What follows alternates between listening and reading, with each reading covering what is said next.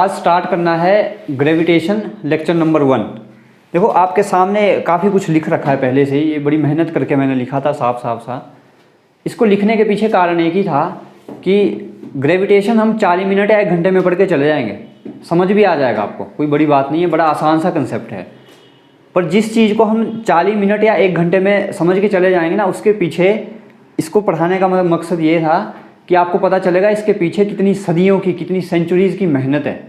जो बोलते हैं ना कि न्यूटन ने एक एप्पल को गिरते हुए देखा और ग्रेविटी डिस्कवर कर दी उसने, है ना, वो इतनी सी कहानी नहीं थी, उसके पीछे बड़ी लंबी चौड़ी कहानी है।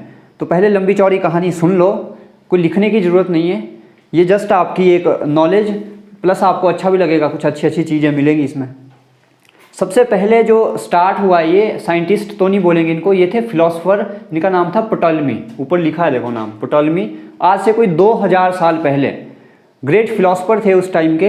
इन्होंने एक चीज़ बोली कि जो अर्थ है ये यूनिवर्स का सेंटर है। अर्थ को क्या बोला इन्होंने? यूनिवर्स का। उसके पीछे कारण था इन्होंने क्यों बोला। अगर आज भी हमें नॉलेज ना होती, मान लो हम एक लेमैन होते बिल्कुल, हमें क्या दिखता है? अर्थ स्टेशनरी है और हमारे चारों तरफ सन क्या होता है डेली? अर्थ ईस्ट से राइज हो रहा है और वेस्ट में छप जाता है जाके। हमें क्या लगता है कि अर्थ स्टेशनरी है, सन हमारे आसपास चारों तरफ घूम रहा है। यही प्टोलेमी को भी लगा उस टाइम कि अर्थ यूनिवर्स का सेंटर है और जो सन है ये इसके चारों तरफ क्या करता रहता है? घूमता रहता है। तो इसने बोला कि अर्थ के पास एक पावर है कि ये सन को अपनी तरफ अट्रैक्ट कर सकता है। इस थ्योरी को नाम दिया गया था उस टाइम पे जियोसेंट्रिक थ्योरी। जियो मतलब होता है अर्थ, सेंट्रिक मतलब सेंटर।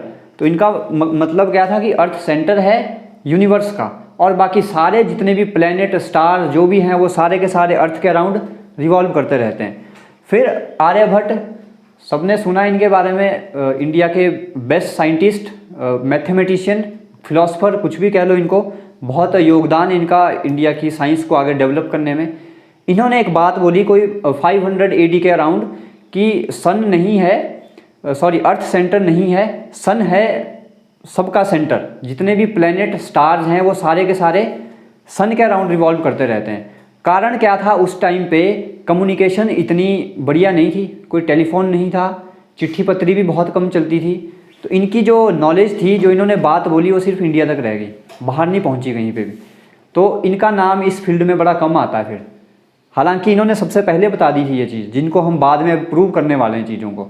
तो ये बात बाहर नहीं पहुंची यूनिवर्स तक, इंडिया में रह गई, इन्हीं तक रह गई। नेक्स्ट आए कोपरनिकस। ये भी फिलोसफर थे, साइंटिस्ट तो नहीं बोलेंगे इनको, भी फिलोसफर थे उस टाइम के। इन्होंने भी सेम बात बोली जो किसने बोली? आर्यभट्ट ने बोली। अब इनके साथ ट्रेजेडी क्या हुई कि उस टाइम पे जो ईस्टर्न कंट्रीज़ थी, वेस्टर्न कंट्रीज़ थी, बाहर की यूरोपियन कंट्रीज़, वहाँ पे चर्च का दबदबा बहुत ज़्यादा होता था। पादरी वगैरह, चर्च, इनका राज चलता था। जो चर्च बोलेगा वही होगा।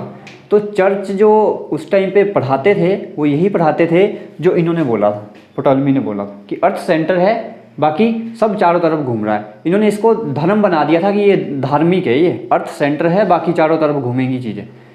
कोपरनिकस ने उल्टा बोल दिया, इनको अपोज कर दिया चर्च ने कि ऐसा नहीं होता, हमारी बुक में लिखा है अर्थ ही सेंटर है तो अर्थ ही सेंटर होगी। इनको इसके लिए मौत की सज़ा दे दी गई थी कोपरनिकस को। सच बोला, सच बोलने के लिए इनको सज़ा दे दी गई। रीज़न यही था कि हमारे रिलीजन के अगेंस्ट बोल के ऐसा नहीं हो सकता, अर्थ ही सेंटर है। अब कुछ भी नई चीज़ बोलेंगे, अभी इंडिया में ही अगर कोई महाभारत या रामायण के बारे में कुछ उल्टा सीधा बोल दे तो लोग यहाँ भी खाने पड़ जाएंगे ना। सेम वहाँ भी हुआ उस टाइम पे, लोगों को नॉलेज नहीं थी, चर्च ने आदेश दे दिया कि इनको मार दिया जाए, मौत की सज़ा दे दी गई। फिर नेक्स्ट आए गैलीलियो, फिलोसफर, साइंटिस्ट, प्रोफेसर थे उस टाइम के। लोग इनकी बात सुनते थे, प्रोफेसर थे, अच्छे पद पर थे, तो जो ये बोलेंगे लोगों को इन्फ्लुएंस होता था उसका कि ये बोलेंगे ठीक बोलेंगे। इन्होंने सेम बात बोली जो कोपरनिकस ने बोली कि सन ही सेंटर है, बाकी जो प्लैनेट हैं वो सारे इसके चारों तरफ घूमते हैं। चर्च इनको भी अपोज करने लगा कि तू भी मरेगा, इनको थ्रेट करने लगे कि मार दिया जाएगा, अपनी स्टेटमेंट बदल लो। अगर ये बोल देते कि अर्थ ही सेंटर है तो लोग मान जाते, है ना। लोगों में बात फैलनी शुरू हो गई थी कि सन भी सेंटर हो सकता है। इनको बोला गया थ्रेट दी गई इनको कि आपको मार दिया जाएगा, अदरवाइज आप स्टेटमेंट दो कि अर्थ ही सेंटर है। इनको फोर्सफुली स्टेटमेंट देनी पड़ी कि अर्थ ही सेंटर है, बाकी चारों तरफ इसके प्लैनेट घूमते रहते हैं, जितने भी प्लैनेट हैं। हालांकि बाद में बुढ़ापे के टाइम, मरते टाइम इन्होंने फिर बोला कि अब जाने तो वाला हूँ, फिर से बोल दिया कि सन ही सेंटर है। सच ये था, वो ज़बरदस्ती बुलवाया गया। फिर यहाँ से जो रेवोल्यूशन स्टार्ट हुआ, इनका देखो आपने नाम बहुत कम सुना होगा, नाम है टाइको ब्राहे। इनका जो जन्म ईयर यहाँ लिखा है 1546 से लेके 1601, अराउंड 50 साल तक जिए ये। इनका बहुत योगदान है जो हम आज पढ़ने जा रहे हैं, हालांकि इनका नाम नहीं हमने सुना है। इन्होंने क्या किया, हर एक प्लेनेट, हर एक स्टार को बहुत डिटेल में स्टडी किया। इनडायरेक्टली अगर बोलें तो एस्ट्रोनॉमी को अगर बेस्ट तरीके से किसी ने स्टडी किया तो वो किया टाइको ब्राहे ने। डेली ये हर स्टार को, हर प्लेनेट को देखते थे कैसे घूम रहा है, कितनी स्पीड से घूम रहा है, कब कहाँ निकल रहा है, हर एक चीज़ इन्होंने डायरी में लिख ली अपने। और इतना ज़्यादा डाटा कलेक्ट कर दिया कि इनका जो घर था वो पूरा डायरी से भर गया था। सोच सकते हैं इन्होंने कितना डाटा कलेक्ट किया, पूरा घर इनका डायरी से भर गया था। जिए कितने साल, 50 साल। डाटा तो कलेक्ट कर लिया, उसको एनालाइज करने का टाइम नहीं मिला बेचारे को, उससे पहले मर गए। उस टाइम सुपर कंप्यूटर थे नहीं कि उसमें डाटा डालें और एनालाइज हो जाए, सारा पढ़ के ही एनालाइज होना था। अब पूरे घर की डायरीज अगर पढ़नी हो तो 100 साल और चाहिए थे, ये तो बेचारे 50 में ही निकल गए, है ना। तो इनका बहुत योगदान है। अब जो आगे लॉज बने वो ये इनकी बदौलत हैं, ये टाइको ब्राहे की बदौलत। फिर आए केपलर, ये इन्हीं के आगे स्टूडेंट थे, टाइको ब्राहे के स्टूडेंट थे केपलर। इन्होंने उस सारे डाटा को स्टडी किया जो टाइको ब्राहे छोड़ गए थे। उसी डाटा को एनालाइज करते करते इन्होंने कुछ लॉज बनाए जिनको हम आज पढ़ने वाले हैं। तो उन लॉज को बनाने के पीछे अगर असली कारण देखें तो कौन थे, टाइको ब्राहे। नाम हम किसका पढ़ते हैं, केपलर का। केपलर ने बोला, कहाँ से स्टडी किया उन्होंने, जो टाइको ब्राहे छोड़ के गए थे। फिर केपलर के बाद आए न्यूटन, जिनका ग्रेविटेशन में प्लस मैकेनिक्स में सबसे ज़्यादा योगदान माना जाता है। तो इन्होंने भी टाइको ब्राहे, केपलर या और जो साइंटिस्टों ने बोला होगा, उन्हीं सारी चीज़ों को स्टडी किया। उसी के बेस पे वो जो हम बोलते हैं ना कि सेब को गिरते हुए देखा और ग्रेविटी डिस्कवर हो गई, इतनी सी कहानी नहीं है वो। इतनी सारी स्टडी करने के बाद इन्होंने लॉज दिए हैं वो ग्रेविटेशन के, या ग्रेविटी के बारे में बताया है। तो जस्ट वो एप्पल नहीं था वो एक, उसके पीछे कई सदियों की कहानियाँ थी। देखो कितनी लंबी चौड़ी कहानी थी, तब जाके वो इस निष्कर्ष पर पहुँचे कि ग्रेविटी नाम की कोई चीज़ भी होती है, या क्या होता है वो हम आगे पढ़ेंगे अभी। तो ये पूरी कहानी थी कि कैसे हम ग्रेविटेशन के कंसेप्ट तक पहुँचे। तो असली कौन थे इसके पीछे, टाइको ब्राहे, है ना। या नाम याद रखना, इन साइंटिस्ट का नाम हम कभी सुनते नहीं है, बहुत कम सुना होगा हमने। उसके बाद फिर केपलर, न्यूटन, फर्दर जितने भी आए वो इनके बाद आए फिर। क्लियर है, ये सारी कहानी थी। अब स्टार्ट करते हैं केपलर के लॉ के साथ। अब मिटा दिया जाए, बहुत मेहनत से लिखा था, मिटाने का मन तो करता नहीं।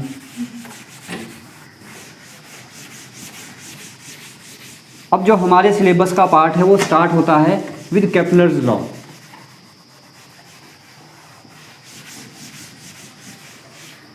तीन लॉ दिए इन्होंने स्टडी करने के बाद। Kepler's law, law number 1 that is called law of orbit.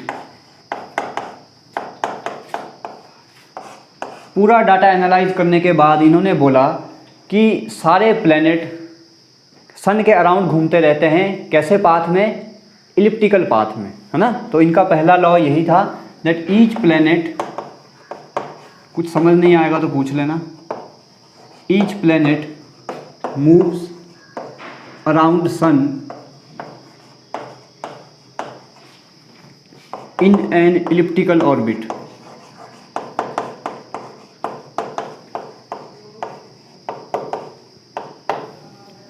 कुछ इस तरह से, विद, साथ में ये भी बोला with sun at one of the foci. अभी समझते हैं इसका मतलब। कुछ इस तरह से प्लेनेट घूमते रहते हैं सन के अराउंड, सन कहीं फोकस पे होगा। ये कौन सा पाथ बना है, इलिप्टिकल। अब इलिप्टिकल की खासियत ये होती है, इलिप्टिकल में 2 एक्सिस होती हैं। मैथमेटिक्स वालों को पता होगा, ये जो ज़्यादा लेंथ वाली होती है ये, इस एक्सिस को क्या बोलते हैं? Major axis. और ये वाली एक्सिस इसको बोलते हैं माइनर एक्सिस। तो ये एलिप्स की खासियत होती है ना। एलिप्स में दो एक्सिस होती हैं, एक मेजर एक्सिस एक माइनर एक्सिस। एक खासियत और होती है एलिप्स की, इसके दो फोकस होते हैं, एक फोकस कहीं यहाँ होता है, एक फोकस कहीं यहाँ होता है। इसको नाम दे देते हैं F1, इसको बोल देते हैं F2। क्लियर है? एलिप्स की दो एक्सिस मेजर माइनर, एलिप्स के दो ही फोकस होते हैं, नाम दे दिया F1 और F2। अब क्या बोला केपलर ने, क्या लॉ क्या बोलता है इनका, कि हर एक प्लेनेट कौन से पाथ में रिवॉल्व करेगा, कौन से पाथ में मूव करेगा? एक इलिप्टिकल पाथ में मूव करेगा। बना रखा है इलिप्टिकल पाथ, इसमें कहीं मूव करेगा विद सन कहाँ पे होगा? या तो इस फोकस पर या इस फोकस पर। एक खासियत और होती है, मान लो ये कोई प्लेनेट है रिवॉल्व कर रहा है ना, चाहे क्लॉकवाइज चाहे एंटी क्लॉकवाइज। अगर सन यहाँ पर है तो सन से इसकी दूरी मान लेते हैं R1, और अगर सन यहाँ होता तो ये वाली डिस्टेंस R2 ये हमेशा कांस्टेंट होती है। क्या मीनिंग है इसका? अभी प्लेनेट यहाँ पर है, इस फोकस से ये डिस्टेंस और इस फोकस से ये डिस्टेंस, मान लेते हैं थोड़े टाइम के बाद कहीं यहाँ पहुँच गया प्लेनेट, ये प्लेनेट है कोई भी, इस फोकस से ये डिस्टेंस क्या बोला है हमने इसको? R1। फोकस 1 से प्लेनेट की डिस्टेंस नाम दिया है इसको R1। फोकस 2 से प्लेनेट की डिस्टेंस नाम दिया है R2। तो एलिप्स के इनके लॉ के अकॉर्डिंग या एलिप्स की जो कैरेक्टरिस्टिक है उसके अकॉर्डिंग हम बोल सकते हैं that R1 plus R2 is always constant. Clear है? देखो यहाँ से अभी R1 छोटा है, इस केस में देखो R1 छोटा है, R2 बड़ा है। इस केस में क्या हो गया? R2 छोटा हो गया, R1 बड़ा हो गया। यही बात है, R1 प्लस R2 हमेशा कांस्टेंट रहेगा। Law number 2, law of area.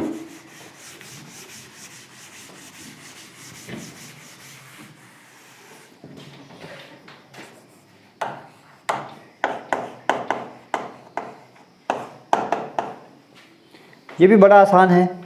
ये क्या बोलता है कि जब कोई प्लेनेट सन के अराउंड रिवॉल्व करेगा, उसका जो रेडियस वेक्टर होता है वो इक्वल एरिया स्वीप करता है इन इक्वल इंटरवल ऑफ टाइम। यहाँ समझो इसको पहले डायग्राम से, फिर स्टेटमेंट लिखते हैं। मान लो ये कोई इलिप्टिकल पाथ है जिसमें कोई प्लेनेट रिवॉल्व कर रहा है, ये मेजर और माइनर एक्सिस। मान लेते हैं किसी टाइम पर कोई प्लेनेट यहाँ पर है, 1 सेकंड बाद कहीं यहाँ पहुँचेगा वो, मान लेते हैं 1 सेकंड बाद यहाँ पहुँचेगा।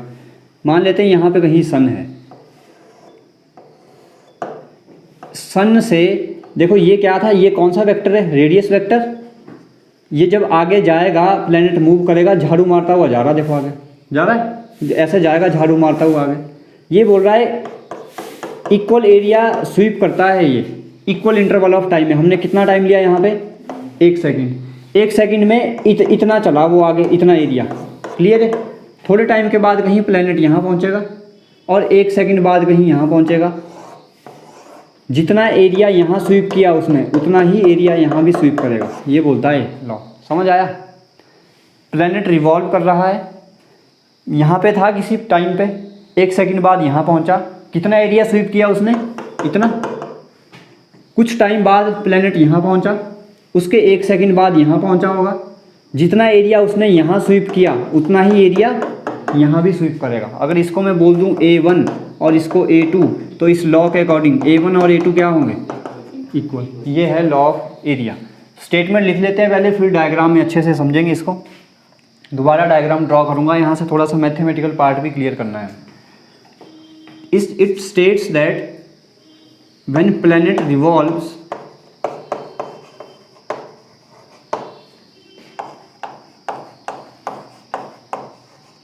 around the sun,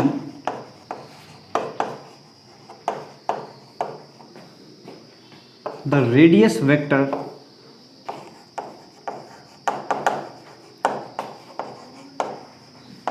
sweeps out, sweeps होता है झाड़ू मारना, sweeps out equal area in equal interval of time.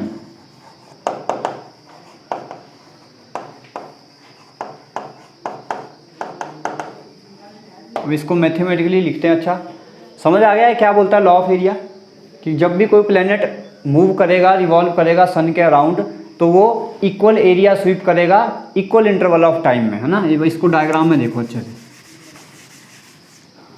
मान लेते हैं this is elliptical path followed by any planet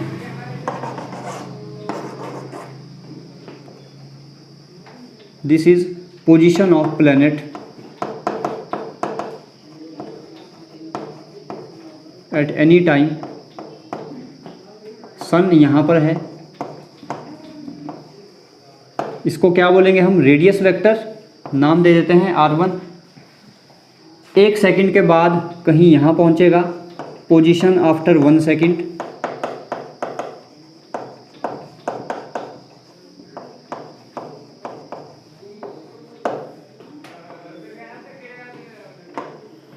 इस एरिया को नाम दे देते हैं A1, इस एरिया को A1। थोड़े टाइम के बाद यही प्लेनेट घूमता घूमता कहीं यहाँ पहुँचा, इस रेडियस वेक्टर को बोल देते हैं R2। 1 सेकंड के बाद कहीं यहाँ पहुँचेगा, है ना, पोजीशन आफ्टर 1 सेकंड।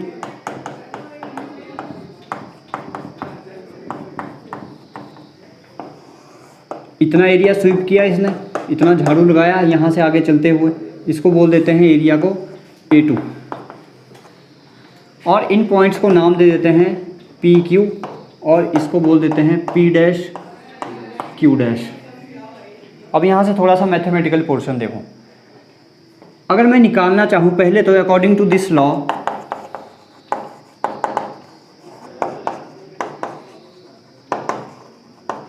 क्या बोलता है, A1 किसके इक्वल होगा, A2 पे। अब इसको प्रूव भी करना देखो। उससे पहले थोड़ा सा इसका मैथमेटिकल पोर्शन, यहाँ से कुछ इंपॉर्टेंट डिस्कशन निकलती हैं। ये PQ डिस्टेंस निकालते हैं कितनी होगी, क्या होता है फॉर्मूला देखो, हमें पता है वेलोसिटी होती है distance by time. Velocity equal to कितनी डिस्टेंस चला, PQ बाय टाइम। यहाँ से अगर मैं PQ निकालना चाहूँ कितना आ जाएगा, वेलोसिटी इनटू टाइम। PQ की वैल्यू कितनी आ जाएगी, वेलोसिटी इनटू टाइम कितना लिया है हमने, 1 सेकेंड।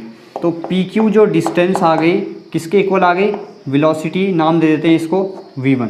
इस टाइम पे इसकी वेलोसिटी थी V1, तो PQ की वैल्यू आ गई V1। तो कंफ्यूज नहीं करना है कि PQ V1 के इक्वल क्यों आया, फॉर्मूला से आया जब हमने टाइम क्या लिया, 1 सेकेंड, है ना। ध्यान रखना है टाइम क्या लिया है हमने, 1 सेकेंड। सिमिलरली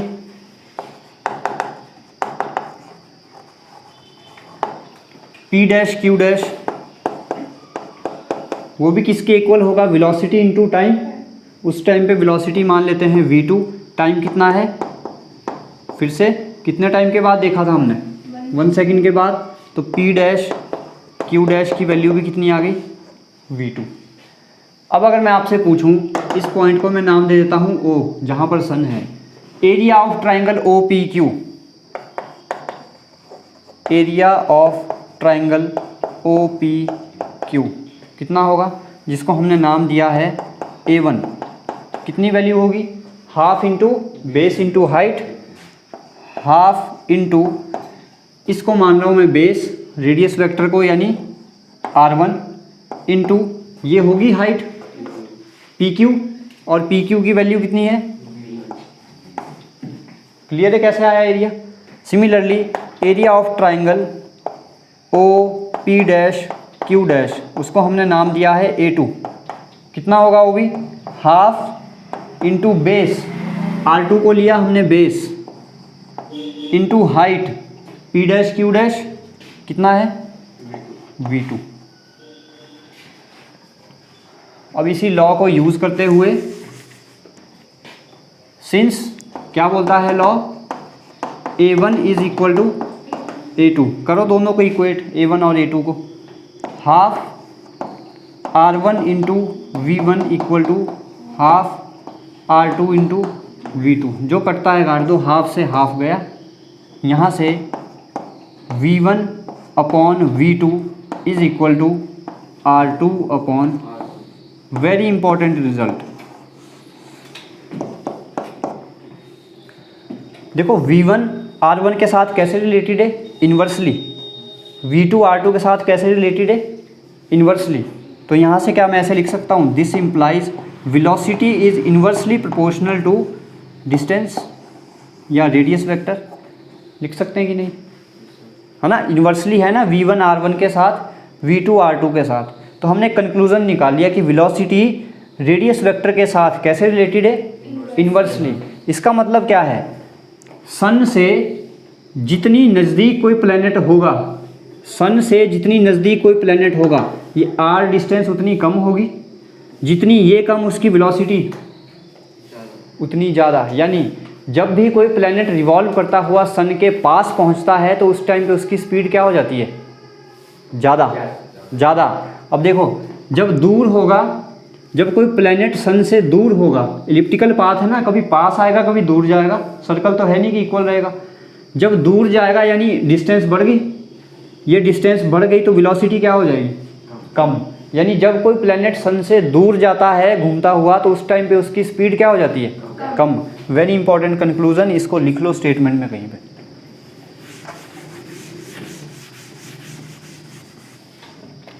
यहां से कंक्लूजन,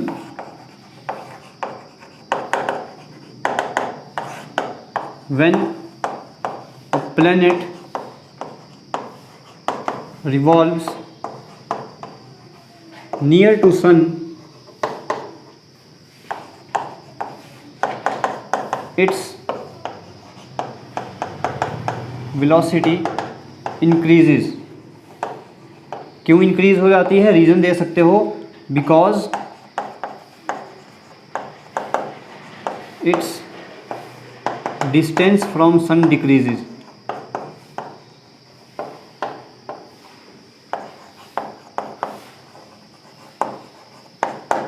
एंड वाइस वर्सा, इसका बिल्कुल opposite, when planet is far from sun, its velocity या इट्स स्पीड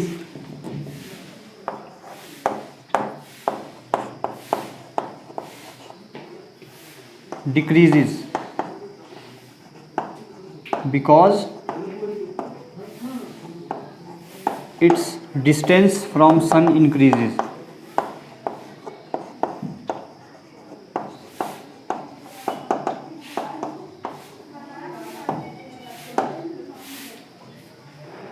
सन से जितनी पास स्टार होगा या प्लैनेट होगा उसकी स्पीड उतनी ज़्यादा, जितना दूर जाएगा स्पीड उतनी कम हो जाती है उसकी। और ये जो हमने ये कंक्लूज़न लिखा है, अगर आपने पढ़ा होगा तो यही जो law of conservation of angular momentum है वो भी यही बोलता है। तो ये जो सेम चीज़ हमने लिखी है ये किसका कंक्लूजन है, this is the conclusion of law of conservation of angular momentum. This implies, हम बोल सकते हैं that this law follows law of conservation of angular momentum.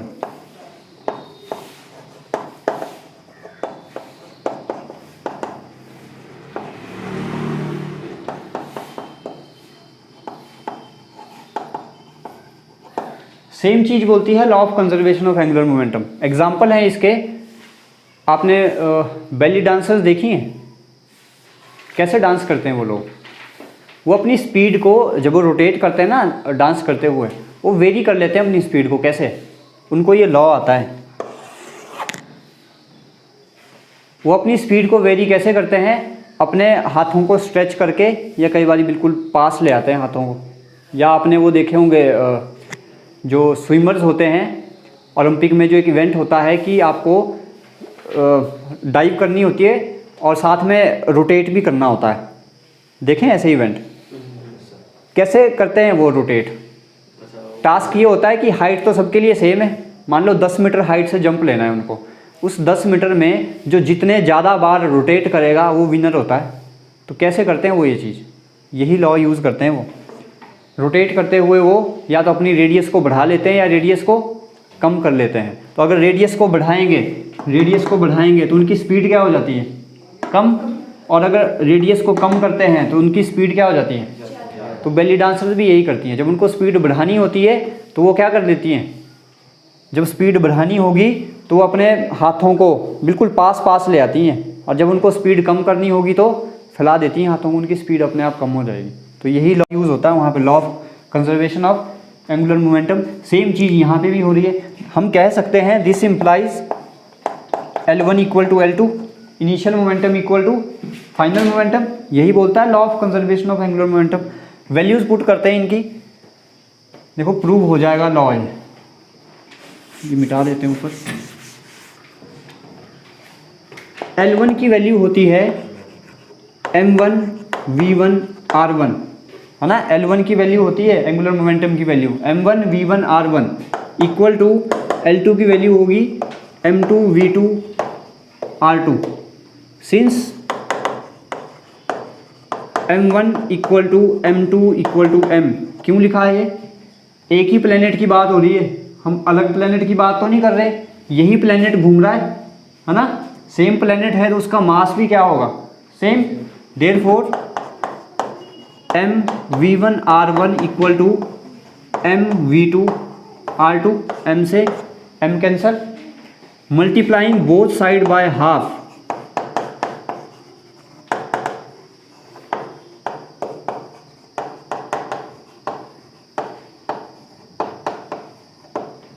Equation बन जाएगी half v1 r1 equal to half v2 r2। और अब पीछे जरा अपनी कॉपीज पलटो, क्या था ये हाफ v1 r1, क्या चीज़ थी ये,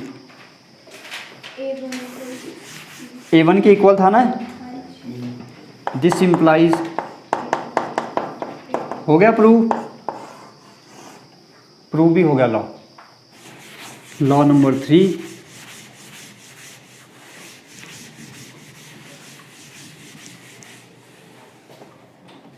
बड़ा आसान सा लॉ है, it's called law of time period.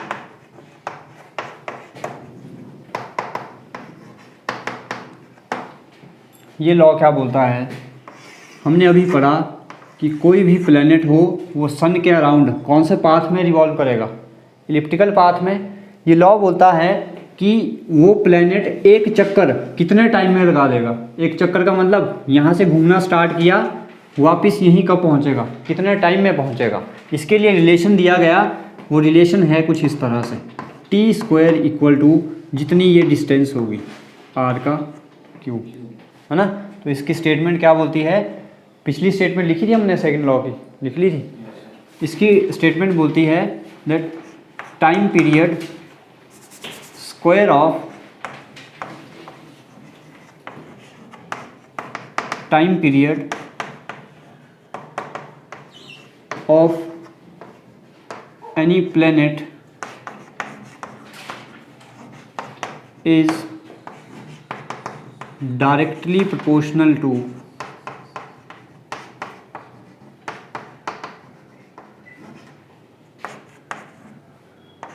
cube of distance between sun and planet. That is, mathematically we can write t² is directly proportional to distance का cube, और we can say that t² by r cube is equal to constant। बस इतना सा law है, और ये कोई हवा में बात नहीं की है उन्होंने, जो उन्होंने नंबर ऑफ ऑब्जर्वेशंस देखी हैं, जो डाटा स्टडी किया, उसके बेस पे उन्होंने ये चीज़ बोली है, और ट्रू है, कोई इस पर डिस्क्रिमिनेशन नहीं है अभी तक। जो इन्होंने बोला बिल्कुल प्रूव्ड है, सही चल रहा है अभी तक, है ना, कोई डिस्क्रिमिनेशन नहीं आया अभी तक। तो ये थे इनके 3 लॉस। क्विक रिकैप, क्या क्या पढ़ा। सबसे पहला कौन सा, लॉ ऑफ ऑर्बिट। क्या बोलता है law of orbit? Each planet moves around a sun in an elliptical orbit with sun at one of the foci.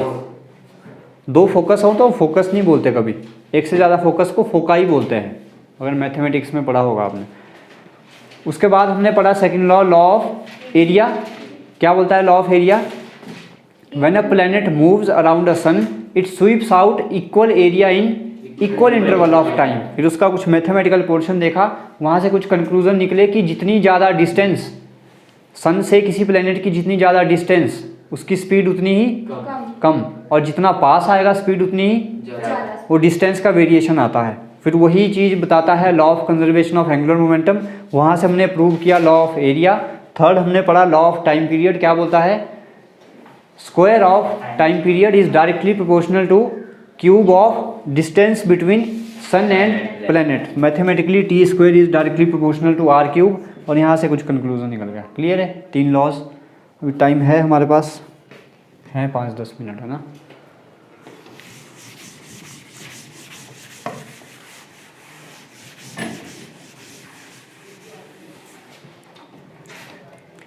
Next is Newton's law of gravitation.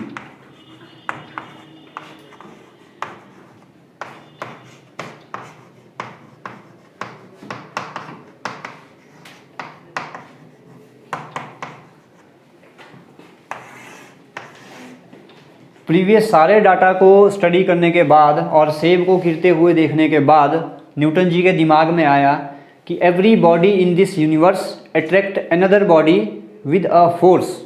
क्या बोला मैंने? क्या बोला न्यूटन ने जब सेब को गिरते हुए देखा?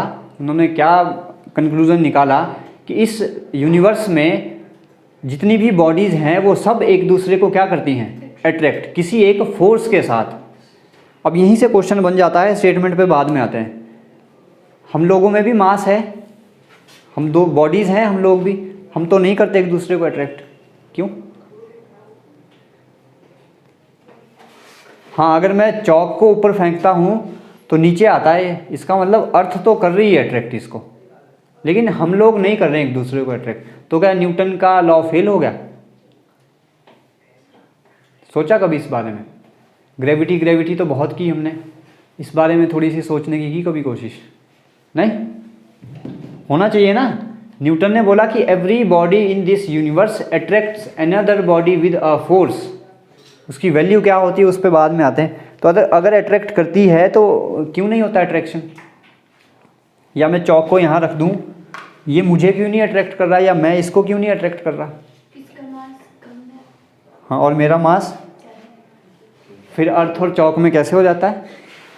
अर्थ का मास तो बहुत ज़्यादा है। हाँ, चलो पढ़ेंगे इस बारे में, ऐसा क्यों होता है ना। उत्सुकता जागी थोड़ी सी कि क्यों होता होगा ऐसा, है ना। तो न्यूटन्स लॉ ऑफ ग्रेविटेशन क्या बोलता है? Every body in this universe attracts another body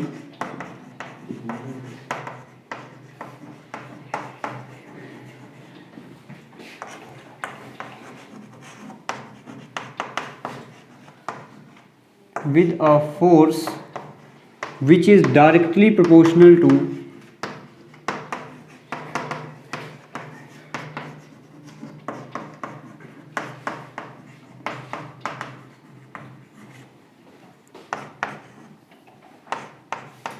product of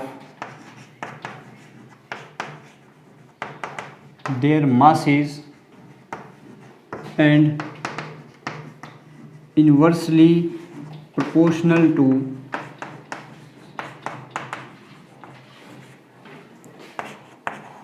square of distance between them।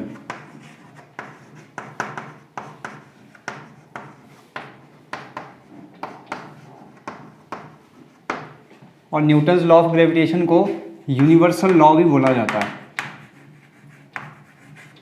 Universal law इसीलिए बोला जाता है, इस यूनिवर्स में हर जगह अप्लाई होता है।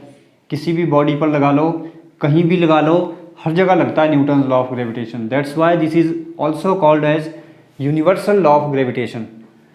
बिल्कुल आसान सी स्टेटमेंट है that every body in this universe attracts another body with a force, और उस फोर्स की वैल्यू क्या होती है, that force is directly proportional to product of their masses and inversely proportional to square of distance between them.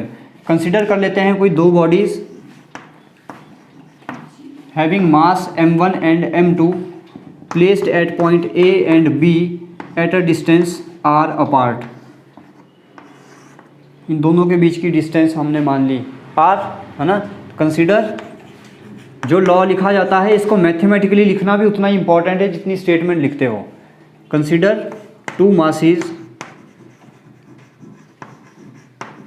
m1 and m2 placed at point A and B having distance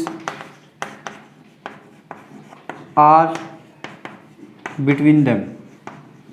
Then according to Newton's law of gravitation, that force, जिस force से एक दूसरे को खींचेंगे, that force is directly proportional to product of their masses, means m1 m2 का product, and inversely proportional to square of distance between them.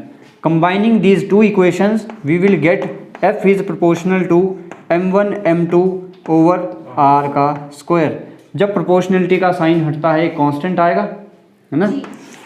That constant here is g m1 m2 over r का square, where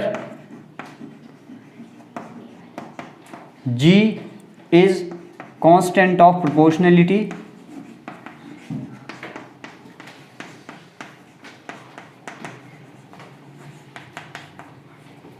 and is called universal constant of gravitation. Universal constant of gravitation. क्या बोलते हैं इस जी को, gravitational constant या universal constant of gravitation, या ये भी बोलते हैं, अगर शॉर्ट में लिखना होगा तो ये भी बोला जाता है ग्रेविटेशनल कांस्टेंट।